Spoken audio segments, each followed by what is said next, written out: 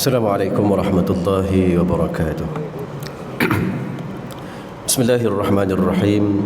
Alhamdulillahilladzi hadana lihada wa ma kunna linahtadiya laula an hadana Allah. Asyhadu an la ilaha illallah wahdahu la syarika lah wa asyhadu anna Muhammadan abduhu wa rasuluh. Allahumma salli wa sallim ala Rasulillah wa ala alihi wa sahbihi wa man walah. Bishrah li sadri wa yassir li amri wa halul 'uqdatam min lisani yafqahu qawli. Subhanaka la ilma lana illa ma 'allamtana innaka antal alimul hakim. Wa la hawla wa la quwwata illa billahil aliyil azim. Amma ba'd.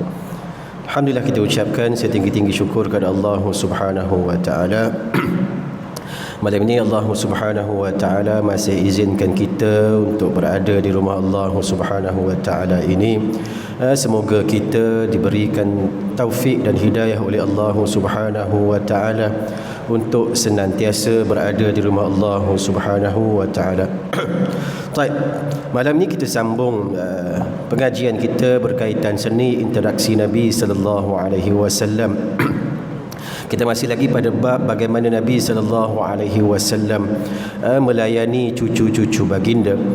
Dalam satu riwayat daripada Abu Hurairah radhiyallahu taala anhu disebut satu ketika bila mana dia keluar dengan Nabi sallallahu alaihi wasallam fi ta'ifatin minan nahari la yukallimuni. Nabi sallallahu alaihi wasallam keluar bersama-sama dengan Abu Hurairah pada suatu siang. Nabi tak cerita apa-apa pun, tak bercakap apa-apa pun. Hatta jaa suq Bani Qainuqa thumma insarafa hatta ata فاطمة ثم قال أثم لكع يعني حسنا فظن أنه إنما تحبسه أمه لأن تغسله وتلبسه سخابا. طيب, kata dia bila mana Nabi sallallahu alaihi wasallam balik, Nabi sallallahu alaihi wasallam pun pergi mencari cucu-cucu dia iaitu Hasan dan juga Husain. Kemudian Nabi sallallahu alaihi wasallam panggil athamma luka'. Athamma luka' ni maknanya Nabi panggil Hasan dengan panggilan yang sedemikian. Sebab Nabi beranggapan seolah-olah Fatimah ni keep Hasan dalam rumah sebab nak mandikan dan sebagainya. So bila mana dalam keadaan itu, Al-Hasan bin Ali pun keluar bertemu dengan Nabi sallallahu alaihi wasallam. Nabi sallallahu alaihi wasallam pun memeluk Al-Hasan. Kemudian Nabi sallallahu alaihi wasallam menyebut, wahai Allah, sesungguhnya aku mencintai dia, maka cintailah dia dan cintailah siapa-siapa yang mencintai dia. Dalam hadis ini kalau kita tengok dalam riwayat antaranya Al-Bukhari dan juga Muslim menyebut Al-Hasan pada ketika itu dipakai satu jenis kalung. Satu jenis kalung. Kita akan tengok. Yang pertama, Abu Hurairah bila mana dia mendengar Nabi sallallahu alaihi wasallam sebut, wahai Allah, aku mencintai dia, yakni Al-Hasan bin Ali, maka cintailah dia dan cintailah siapa-siapa yang mencintainya. Maka kata Abu Hurairah, mulai daripada saat itu tak ada orang yang lebih aku kasihi daripada Al-Hasan bin Ali radhiyallahu taala anhuma selepas mana Nabi sallallahu alaihi wasallam buat statement ini. Tuan-tuan, kenapa Abu Hurairah mengungkapkan demikian? Sebab Abu Hurairah dengar doa Nabi sallallahu alaihi wasallam, iaitu wahai Allah, cintailah siapa-siapa yang mencintai cucu aku ini. Tuan-tuan, dalam keadaan ini kecintaan kita kepada ahli bait Nabi sallallahu alaihi wasallam suatu kecintaan yang dituntut. Kita jangan sampai ke peringkat kita fobia pula bila kita dengar tentang ahli bait. Sebab ada setengah pada kita ni kadang-kadang dia agak fobia sikit ahli bait. Ni Syiah. Bukan. Mencintai ahlul bait Nabi sallallahu alaihi wasallam tidak menggambarkan kita Syiah. Hakikatnya kecintaan kita terhadap ahli bait Nabi sallallahu alaihi wasallam merupakan suatu suruhan daripada Nabi sallallahu alaihi wasallam. Bahkan para sahabat sendiri mencintai ahli keluarga Nabi sallallahu alaihi wasallam. Cuma perbezaan kita dengan Syiah Rafidah terutamanya ialah apa? Sebab mereka itu membenci para sahabat Nabi sallallahu alaihi wasallam. Itu saja. Kita ahlu sunnah wal jamaah diperintahkan untuk cinta kepada ahli baitin Nabi sallallahu alaihi wasallam. Sebab tu kita baca innama yuridullah an yadhhiba lupa dah ayat tu. Tuan-tuan, Allah Taala menyebut bila mana Allah Taala nak hilangkan kekotoran daripada ahli baitin Nabi sallallahu alaihi wasallam. So dalam keadaan ini, kalau kita tengok sewaktu peristiwa pembunuhan Uthman bin Affan, antara yang protect Uthman bin Affan, berkawal di rumah Uthman bin Affan ialah Sayyidina Ali bin Abi Talib dan juga kedua-dua anak dia Al-Hasan dan juga Al-Husain, menggambarkan bahawasanya kecintaan kepada Ahlul Bait datang bersama-sama dengan kecintaan terhadap para sahabat Nabi sallallahu alaihi wasallam. Cuma Syiah ni sampai ke peringkat kadang-kadang mereka mengkafirkan sahabat-sahabat besar. Ada yang sampai ke peringkat kafirkan Abu Bakar dan sebagainya. Maka sebab itu kita kena cintai Nabi. Sebab itu dalam selawat kita takkan sempurna melainkan kita sebut Allahumma salli ala Sayyidina Muhammad wa ala ali Sayyidina Muhammad. Selawat kita hanya sempurna bila mana kita selawat ke atas Nabi dan juga selawat ke atas keluarga Nabi sallallahu alaihi wasallam. Baik. Dalam keadaan ini Al-Imam Nawawi mengomentari hadis ini dengan kata dia apa? Bila mana Al-Hasan bin Ali keluar bertemu dengan Nabi sallallahu alaihi wasallam, Nabi sallallahu alaihi wasallam dan juga Al-Hasan saling berpelukan. Kita pun tahu Al-Hasan ini berumur dalam lingkungan 6 ke 7 tahun tak kala mana kewafatan Nabi sallallahu alaihi wasallam. So kita boleh agak perbezaan umur dengan Nabi itu berapa je. Mungkin pada ketika ini umurnya masih 4 ataupun 5 tahun, menggambarkan bagaimana Nabi melayani seorang kanak-kanak dengan baik.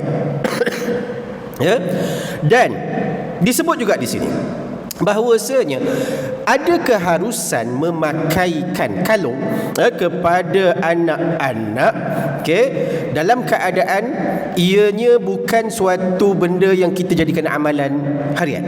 Sekali-sekala boleh sebagai satu bentuk perhiasan. Maknanya kita pakaikan something yang elok untuk dia bertemu dengan orang yang lebih mulia. Dalam kes ini Fatimah pakaikan itu sebab nak bertemu dengan Nabi sallallahu alaihi wasallam. Maka dibolehkan dalam keadaan ini. Apatah lagi umurnya pada ketika itu dalam keadaan yang masih lagi kecil, belum sampai ke peringkat mumayyiz. Baik. Kemudian Nabi sallallahu alaihi wasallam dalam satu riwayat kata Ibnu Umar radhiyallahu taala anhuma bahawasanya Nabi sallallahu alaihi wasallam pernah mengungkapkan Al-Hasan dan juga Al-Husain merupakan raihanatani. Nabi menggunakan kalimah raihanatani. Raihan ni bukan bulan nasyid. Raihan ni dia kalau makna yang sebenar dia suatu pokok yang ada bau yang sangat wangi. Maknanya pohon yang mengeluarkan bauan yang sangat wangi. So Nabi sallallahu alaihi wasallam menggambarkan dua cucu kesayangannya ini merupakan wangian-wangian baginda tak kala mana berada di dunia ini. Sebab tu tuan-tuan, dalam keadaan ini kenapa Nabi gambarkan sedemikian raihanatan? Yang pertama sebab ianya merupakan nikmat dan juga kurniaan daripada Allah Subhanahu wa taala. Ada cucu, saya tak ada cucu lagi kan, baru ada cucu saudara seorang kan, abang saya dapat cucu kan, umur muda dah, orang begitu dah kan. Cucu saudara saya baru umur 4 bulan. Itu baru cucu saudara tu sayang lain macam, kalau cucu sendiri macam mana dak. So inilah yang digambarkan oleh Nabi sallallahu alaihi wasallam. Kemudian tuan-tuan, bayi itu utamanya ataupun anak-anak kecil, mereka ada their own fragrance. Betul tak? Budak kecil ni ada bau dia yang tersendiri. Walaupun mungkin kadang-kadang dia tak pakai apa-apa wangian sekalipun, bila mana kita kiss a baby for example, dia akan ada haruman ataupun fragrance yang tersendiri. Sebab tu Nabi sallallahu alaihi wasallam menggambarkan dua cucunya ini sebagai raihanatani. Baik. Kemudian tuan-tuan, Abu Hurairah radhiyallahu taala anhu menggambarkan dalam satu riwayat, kata dia apa? Nabi SAW pada suatu ketika kucup kepada wajah Al-Hasan bin Ali radhiyallahu taala anhuma, dan pada ketika itu ada seorang sahabat Nabi nama Al-Aqra' bin Habis At-Tamimi. Ada seorang sahabat yang lain nama dia Al-Aqra' bin Habis At-Tamimi, ada melihat kejadian Nabi kucup wajah Al-Hasan bin Ali. Al-Aqra' sebut apa? Ya Rasulullah, aku ini ada 10 orang anak, satu pun aku tak pernah cium anak aku. Ini bapak backing ni, kata orang Kelantan tak? Jadi bapak backing ni, jenis yang masuk anak semua automatik senyap macam malaikat maut lalu.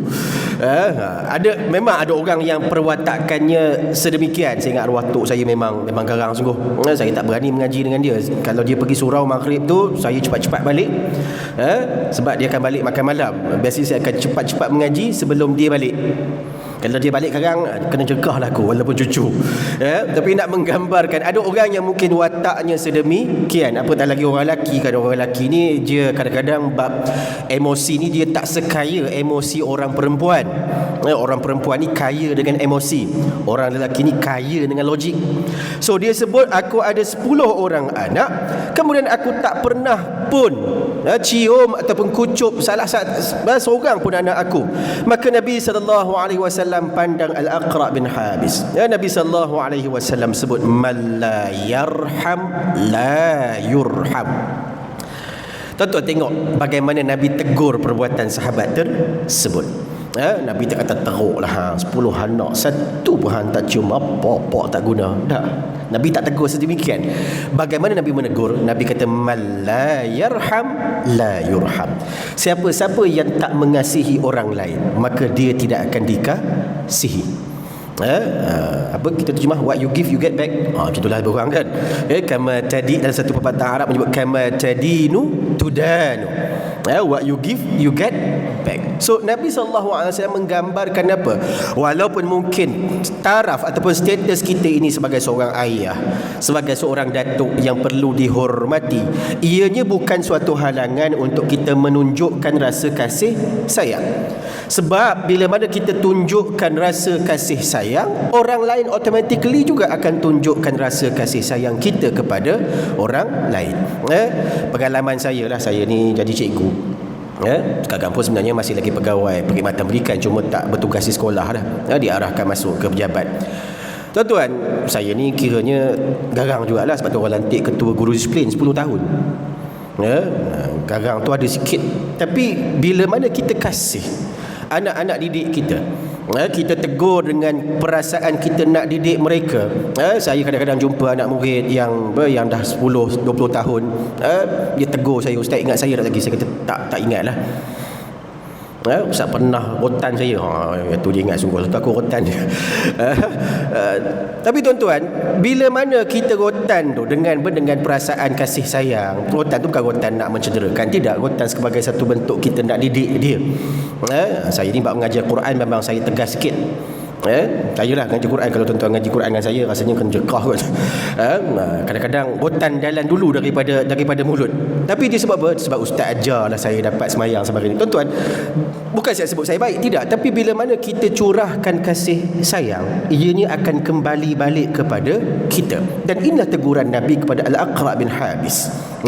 Walaupun Nabi hanya sekadar sebagai seorang datuk, tetapi Nabi SAW menumpahkan kasih sayang kepada cucu-cucunya. Maka apatah lagi orang yang bergelar ayah ataupun ibu sepatutnya curahkan kasih sayang mereka terhadap anak-anak yang merupakan suatu kurniaan daripada Allah Subhanahu wa taala.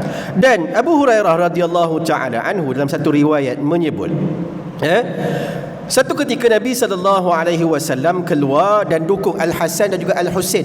Dukung Hasan Husain, dua-dua dekat bahu Nabi SAW. It means Nabi kita ni is very fit man. Boleh dukung dua cucu. Kita bayangkan umur Nabi waktu tu mungkin dah 50 something. Orang hari ni 40 lebih pun dah tak larat naik tangga dah. So boleh bayangkan bagaimana Nabi SAW is very fit man, boleh dukung dua orang cucu lelaki. Sebab beza umur Hasan dan juga Husain setahun je. Al-Hasan lahir pada tahun ke-6 Hijrah, Al-Husain lahir pada tahun ke-7 Hijrah. Al-Hasan lahir ke tahun ke-3 Hijrah, tahun ke-4 baru Al-Husain lahir. So beza setahun je. So bayangkan lasak tak lasak budak waktu umur yang demikian. Tapi kata Abu Hurairah, aku tengok Nabi SAW keluar bawa dua cucunya, dukung dua-dua. Kemudian Nabi SAW saling kucup wajah Al-Hasan dan juga Al-Husain. Bila mana ada seorang lelaki tanya pada ya Rasulullah, kasihnya engkau kepada mereka. Maka Nabi SAW menyebut apa?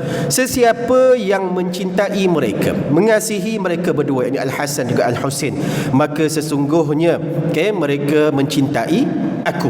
Dan siapa-siapa yang membenci mereka berdua, iaitu Al-Hasan dan juga Al-Husain, maka dalam keadaan ini mereka juga membenci aku. Tengok, sebahagian besar sahabat-sahabat rasa kekok melihat perbuatan Nabi SAW itu, dan Nabi menggambarkan kasih sayang kepada cucu baginda itu merupakan suatu bentuk kasih sayang kepada Nabi SAW. Dan tuan-tuan, dalam keadaan ini pernah juga Abu Hurairah radhiyallahu taala anhu, banyak riwayat hadis pada Abu Hurairah. Abu Hurairah ni tak pelik lah, banyak riwayat hadis daripada Nabi SAW. Sebab Abu Hurairah ni Ahlus Suffah ni orang yang duduk dekat serambi masjid. Dia homeless.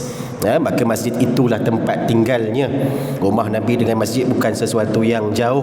Maka Abu Hurairah ni sering kali dapat tengok Nabi SAW, dapat bersama-sama dengan Nabi, walaupun Abu Hurairah ni agak lewat sikit masuk Islam.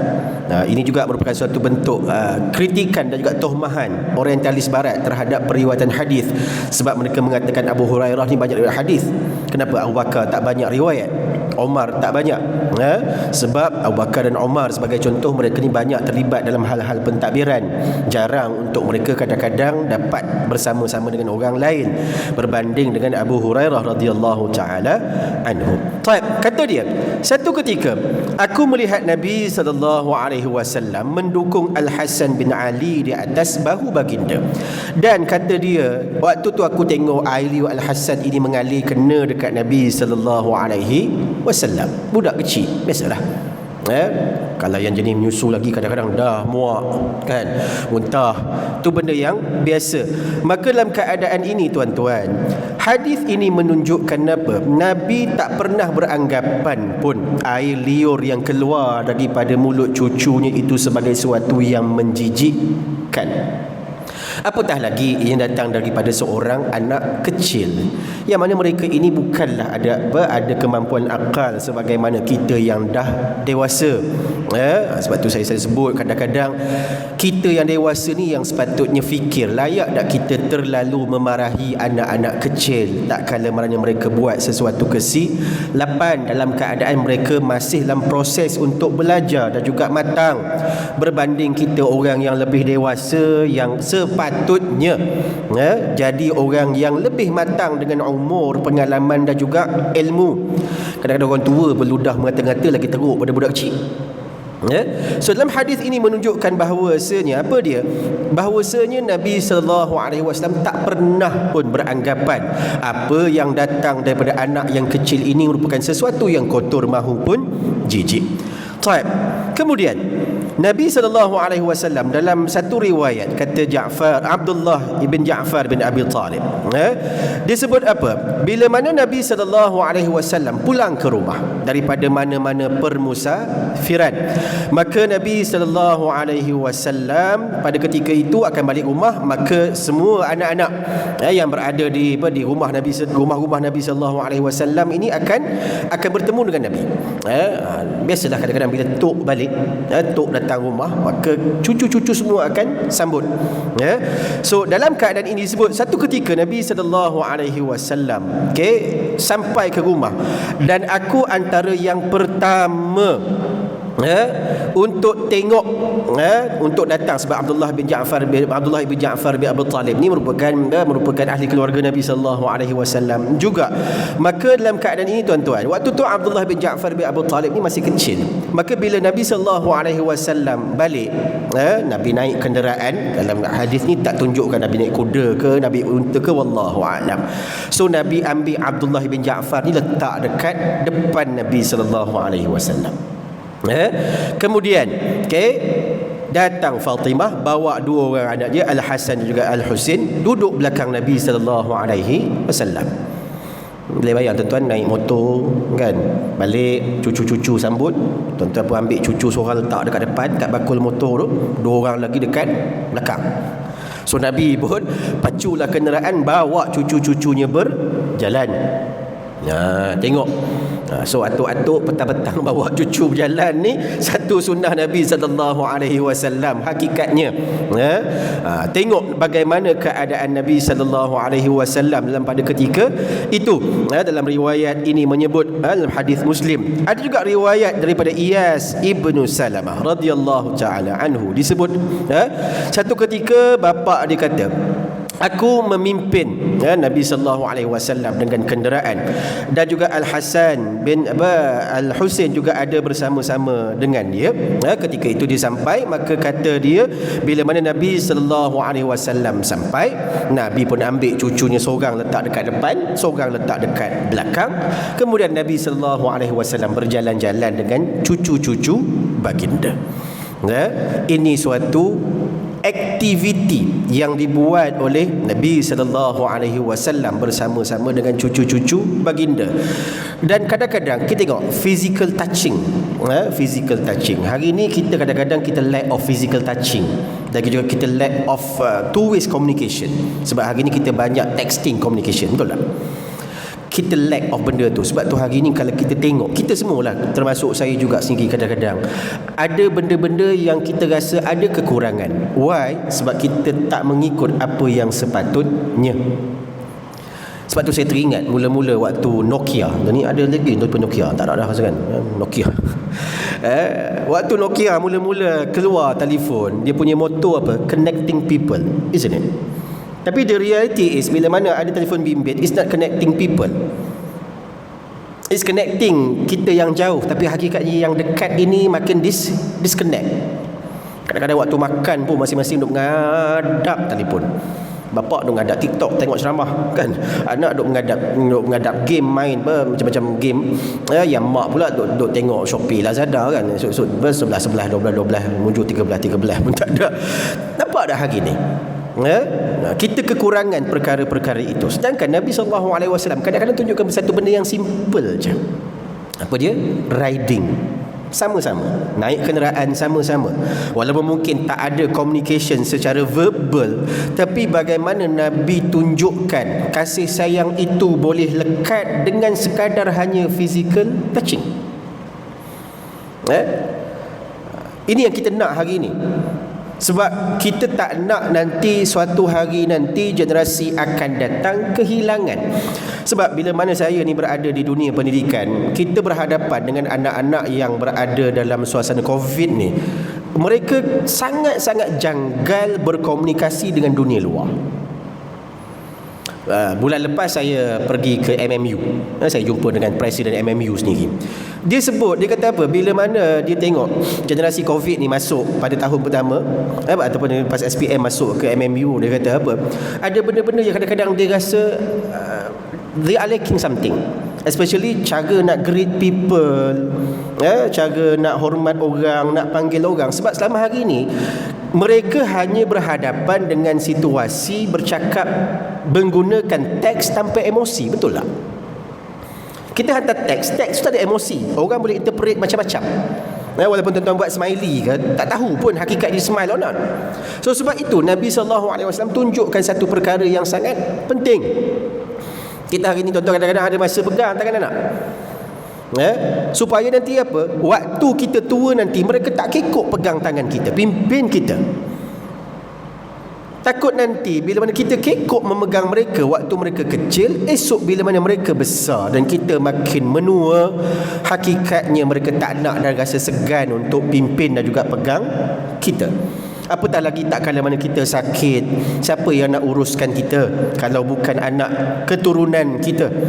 Sebab tu Nabi SAW sangat-sangat menekankan tentang soal ini. Kemudian ada satu riwayat dari Ya'la bin Murrah disebut, satu ketika ada beberapa orang datang bertemu dengan Nabi SAW. Mereka pun jemput Nabi SAW untuk makan malam di rumah mereka. So Nabi SAW pun pergi dalam perjalanan petang tu, nak pergi ke rumah orang yang jemput tu. Nabi SAW menemui Al-Husain yang waktu itu sedang bermain. Tuan-tuan bayangkan, Nabi leads a few of people. Jalan ada urusan, kira urusan rasmi kan, Nabi sebagai seorang ketua negara. Tiba-tiba Nabi tengok Al-Husain sedang main. Nabi keluar daripada grup tu. Nabi berjalan laju. Kemudian Nabi SAW terus kepung Husain. Dalam riwayat menyebut bahawasanya Nabi SAW mendepakan tangan. Al-Husain cuba lari, Nabi cuba kepung. Dulu saya kecil-kecil juga ada main lupa dah main apa yang cerita Piramli, yang musang dengan ayam tu, lupa dah. Main panjang-panjang ni tak ada kan, aku benda tua lupa dah nama permainan tu. So tuan-tuan, itu yang dibuat oleh Nabi SAW sampai kepada Al-Husain pun ketawa sebab Nabi duk acah dia. Nabi SAW juga ketawa dalam keadaan ini. Akhirnya Nabi dapat tangkap Husain, Nabi dukung dia, Nabi cium dia. Nabi cium dia. Ada satu riwayat menyebut Nabi pegang dia. Satu tangan Nabi SAW pegang dekat tengkuk, satu pegang kat pipi, Nabi cium dia sungguh-sungguh. Tengok bagaimana Nabi SAW buat. Maka dalam keadaan ini Nabi SAW menyebut satu ungkapan, Al-Husain ini merupakan sebahagian daripada diri aku, dan aku juga merupakan sebahagian daripada diri Al-Husain. Moga-moga Allah Subhanahu wa ta'ala mengasihi siapa-siapa yang mengasihi cucu aku ini. So kata Syekh Safiyur Rahman Al-Mubarakfuri. Syekh Safiyur Rahman Al-Mubarakfuri ni seorang ulama hadis daripada India, yang buat satu kitab mensyarahkan Jami' At-Tirmizi, tak silap saya. Al-Mubarakfuri ni dia berasal daripada Mubarakfur, India. Al-Mubarakfur, maka dia digelar dengan Al-Mubarakfuri. Kita Malaysia tak boleh pun ada sebab EE kat belakang tu susah sikit sebab nama kita lain kan. So kata dia, Al-Husain daripada aku dan juga aku pada Al-Husain ini menandakan apa? Dekatnya hubungan Nabi SAW dengan Nabi SAW dengan cucunya Al-Husain ini. Baik, seterusnya satu riwayat daripada Usamah bin Zaid radhiyallahu taala anhu. Dia sebut, Nabi SAW pernah duduk dan juga Al-Hasan bersama-sama dengan Nabi SAW. Kemudian Nabi SAW pun mendoakan kepada cucunya dengan berkata, wahai Allah, rahmati dan juga kasihanilah mereka.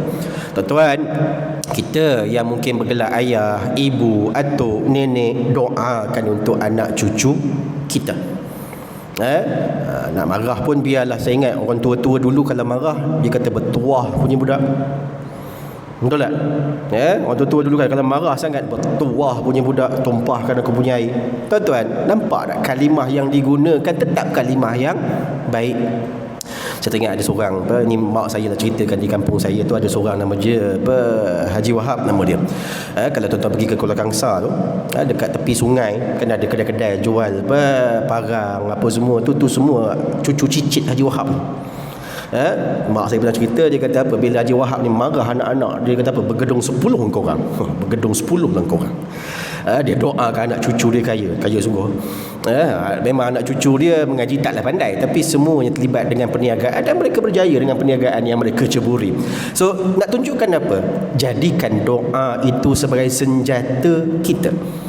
Dan ingat, doa ni dia bukan perkara yang main-main. Sebab hari ni kadang-kadang setengah daripada kita dianggap doa ni is a ceremonial je. Oh, ada majlis, ada doa. Habis majlis ataupun tengah-tengah majlis, lantak engkau lah nak majlis macam mana, yang penting ada doa. Sedangkan doa ini suatu bentuk ibadah. Sebab tu bila mana kita doakan kepada saudara kita di Palestin, di Gaza, kita jangan anggap benda tu kecil. Doa ni satu benda yang besar. Hakikatnya doa boleh mengubah qada dan juga qadar Allah. Sebab tu Nabi SAW ajar, walaupun boleh sahaja bagi dia tak mendoakan kepada cucu baginda, tapi Nabi SAW tetap tunjukkan bahawasanya Nabi SAW memberikan suatu bentuk contoh yang baik. Dan kemudian disebut bila mana Nabi SAW menerima pemberian hadiah, sebab Nabi SAW tak boleh terima sedekah, baginda Nabi boleh menerima hadiah. Disebut oleh Aisyah radhiyallahu taala anha. Dia kata apa? An-Najashi pernah mengirim kepada Nabi sallallahu alaihi wasallam beberapa bentuk hadiah, antaranya barang kemas dan sebagainya. Dan ada barang kemas itu yang berbentuk satu bentuk cincin emas daripada An-Najashi. Baik. Nabi sallallahu alaihi wasallam simpan cincin yang diberikan oleh An-Najashi ini, dan suatu ketika Nabi memanggil cucunya yang bernama Umamah binti Abi Al-As. Siapa-siapa ikuti kuliah ni, saya pernah sebut Umamah ini salah seorang cucu Nabi sallallahu alaihi wasallam, yang mana dia anak kepada Zainab radhiyallahu taala anha. Maka dalam keadaan ini Nabi memberikan cincin itu kepada cucu baginda. Dan walaupun Nabi sangat menyayangi cucu-cucu baginda, ianya bukan suatu tiket Nabi untuk membiarkan mereka buat benda yang salah. Andai mereka buat perkara yang salah, maka Nabi SAW lantas tegur dan memperbetulkan. Satu riwayat daripada Abu Hurairah radhiyallahu taala anhu disebut, satu hari Al-Hasan bin Ali radhiyallahu taala anhuma masuk rumah Nabi, kemudian ambil beberapa biji tamar yang ada di rumah Nabi sallallahu alaihi wasallam, yang tamar itu hakikatnya merupakan zakat, pemberian orang yang Nabi sallallahu alaihi wasallam simpan. So dalam keadaan itu, ialah Al-Hasan masih budak kecil. Dia pun ambil kurma itu dan nak cuba masuk ke dalam mulut. Nabi sallallahu alaihi wasallam bila tengok je Nabi buat satu bunyi, Nabi kata khah. Dia satu isyarat untuk luah balik atau jangan makan. So dalam keadaan ini, Nabi sallallahu alaihi wasallam bila mana cucunya tak jadi nak makan, Nabi sallallahu alaihi wasallam sebut, bukankah kamu tahu bahawasanya kita ini tidak makan daripada pemberian orang lain, terutamanya sedekah. Tuan-tuan, tengok, walaupun Nabi sallallahu alaihi wasallam sangat menyayangi cucu-cucu baginda, ia bukan tiket untuk kita manjakan sampai ke peringkat tak tahu betul salah. Ramli buat cerita anakku Sazali, anakku Sazali kan. Tuan-tuan, hari ini kadang-kadang kita berhadapan dengan isu dan juga situasi anak-anak makin tidak menghormati adab sopan. Kenapa? Sebab kadang-kadang kita sendiri di rumah yang tak pernah marah mereka. Tuan-tuan, marah ni bukan sesuatu yang tidak elok. Marah ini ada tempatnya. Teguran, pembetulan perlu kita laksanakan. Nabi SAW ajar kepada kita, benda baik kena tunjuk, benda baik kena ajar, benda tak baik kena tegur dan perbetulkan. Bila mana kita saya ingatlah cerita pasal saya senang kan, cerita pasal orang lain saya tak reti kan. Saya ingat waktu kecil bila saya pergi rumah orang, mak saya bawa saya pergi kenduri kan. Kita kecil nakal juga kan. Kadang-kadang orang letak makanan, tangan tu laju, mak duduk jeling macam tu je. Lepas tu kita pun senyap, duduk sebelah dia, sap dapat cubit satu. Mak sengih lah. Balik rumah kan, siap engkau, dia berletih 3 hari 3 malam tak boleh. Tuan-tuan, kenapa? Sebab kadang-kadang bila mana kita tak menegur sesuatu kesalahan, akhirnya anak-anak kita tahu bahawa perkara itu salah. Ada satu riwayat menyebut bila mana Nabi sallallahu alaihi wasallam makan dengan seorang budak. Ada seorang budak duduk dengan Nabi sallallahu alaihi wasallam. Ada satu hidangan dia dihulurkan pada Nabi sallallahu alaihi wasallam. Budak, biasalah budak. Orang tua pun merebut makan, kadang-kadang malu lah. Maka budak ni pun terus ambil makanan. Kadang-kadang dalam satu hidangan kan, benda yang dia suka tu jauh sikit, so budak ni terus ambil makanan yang jauh. Nabi pegang tangan budak ni, Nabi kata, ya ghulam, sammillah wa kul bi yaminik wa kul mimma yalik. Nabi kata, wahai budak, wahai anak, sammillah, sebut nama Allah dulu. Wa kul bi yaminik, makan dengan tangan kanan kamu. Wa kul mimma yalik, makan dulu apa yang berada dekat dengan kamu. Nabi ajar. Tapi kadang-kadang orang tua pun buat perangai macam tu juga. Tu masalah. Buffet kita susun cantik kan, nasi, lauk, kuih, sate hujung. Dah, dia pergi ambil sate dulu baru ambil nasi. Tu masalah besar. Bukan sini lah, tempat lain kan. Kadang ambil sate secekak, padahal kita susun dah, ketera susun tu cantik dah. Tapi ini yang berlaku pada kita hari ini. Sebab apa? Sebab kita tak menerapkan perkara-perkara ini. Nabi terapkan kepada anak cucu, walaupun mungkin usia anak cucu Nabi pada ketika ini bukanlah usia yang boleh interpret pun apa yang Nabi SAW sebut.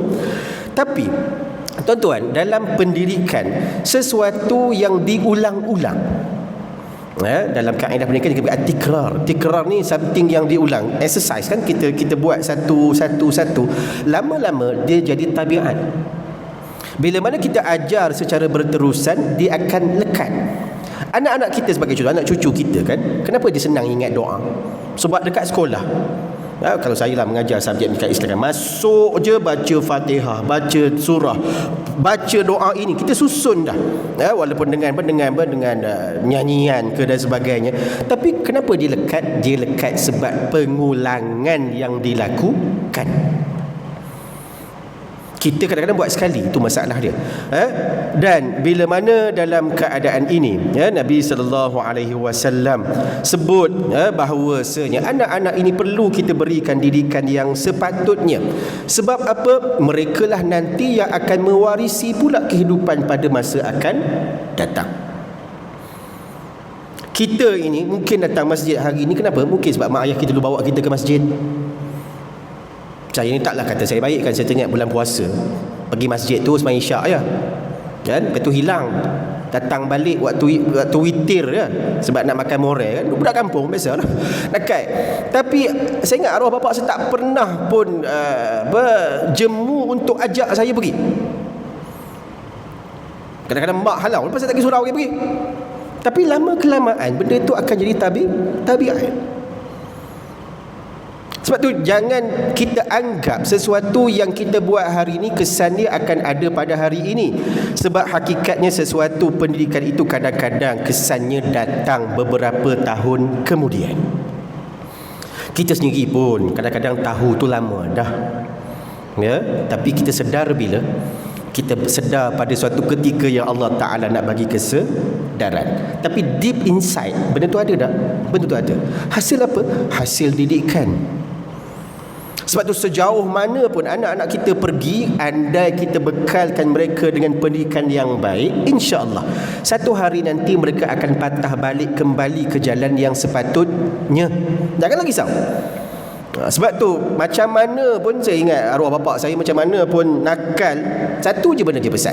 Saya ingat balik sekolah ke, kadang-kadang saya balik sekolah terus tanggal baju pergi cari ikan dulu. Budak kecil kampung, kadang pergi cari belalang dulu. Soalan pertama bila saya sampai rumah, dia tak tanya makan belum, dia tanya semayang belum. Semayang belum? Dah semayang? Okay, dah semayang boleh. Selagi tak semayang, saya ingat dia tanya saya soalan tu dengan keadaan dia pegang kapak nak belah kayu. Dia tanya semayang belum? Kalau belum kadang masa-masa lah kapak tu terbang. Tapi nak tunjukkan berkat didikan itu, walaupun mungkin prosesnya mengambil masa yang lama. Biasalah budak-budak tegur sekali 3 minit, lepas tu buat balik. Budak tuan-tuan ada masa, jom ikut saya pergi sekolah, tengok try kawal kelas, satu kelas 40 orang. Tapi akhirnya apa? Suatu ketika nanti anak-anak ini akan jadi anak-anak yang baik hasil didikan kita. Jangan pernah jemu, sebab Nabi SAW tak pernah jemu pun didik anak cucu baginda. Bagi tunjukkan kasih sayang yang baik, baginda juga doakan mereka. Dalam masa yang sama Nabi SAW juga ajar mereka dengan betul what is the right thing to do, apa benda yang tak boleh buat.